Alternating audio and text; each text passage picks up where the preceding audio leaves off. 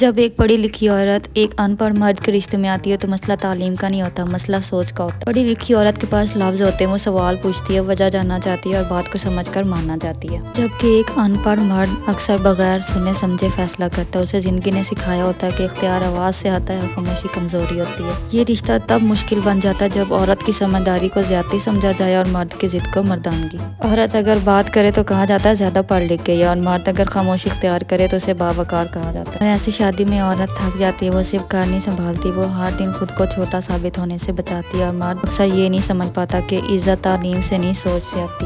یہ رشتہ تب بچ سکتا ہے جب مرد سیکھنے سے نہ گھبرائے اور عورت سکھانے میں تذلیل نہ کرے، کیونکہ اصل فرق ان پڑھ ہونے اور نہ سمجھ ہونے میں ہے۔ اگر سمجھ آ جائے تو تعلیم نہ بھی ہو تو رشتہ مضبوط ہو سکتا ہے، ورنہ پڑھی لکھی عورت خاموش تو ہو جاتی ہے مگر خوش کبھی نہیں ہو پاتی۔ بے شک شادی کے لیے پڑھا لکھا ہونا شرط نہیں، لیکن سمجھدار، بااخلاق اور ذمہ دار ہونا بہت ضروری ہے۔ تعلیم انسان کو لفظ دیتی ہے لیکن تربیت انسان کو کردار دیتی ہے۔ اکثر ہم نے دیکھا ہے کہ اعلیٰ تعلیم یافتہ لوگ بھی رشتوں میں ناکام ہو جاتے ہیں، اور کچھ کم پڑھے لکھے لوگ اپنے گھروں کو عزت، سکون اور محبت سے چلاتے ہیں۔ اصل سوال یہ نہیں کہ انسان نے کتنی ڈگریاں لی ہیں، اصل سوال یہ ہے کیا وہ بات سن سکتا ہے، کیا وہ عزت دینا جانتا ہے، کیا وہ غصے پر قابو رکھ سکتا ہے، کیا وہ اختلاف کو برداشت کر سکتا ہے۔ اگر کوئی شخص کم تعلیم یافتہ بھی ہو لیکن سوچ اس کی بالغ ہو تو وہ ایک اچھا شریک حیات بن سکتا ہے۔ اسلام میں بھی شادی کے لیے اخلاق، دین اور کردار کو ترجیح دی گئی ہے، نہ کہ صرف تعلیم کو۔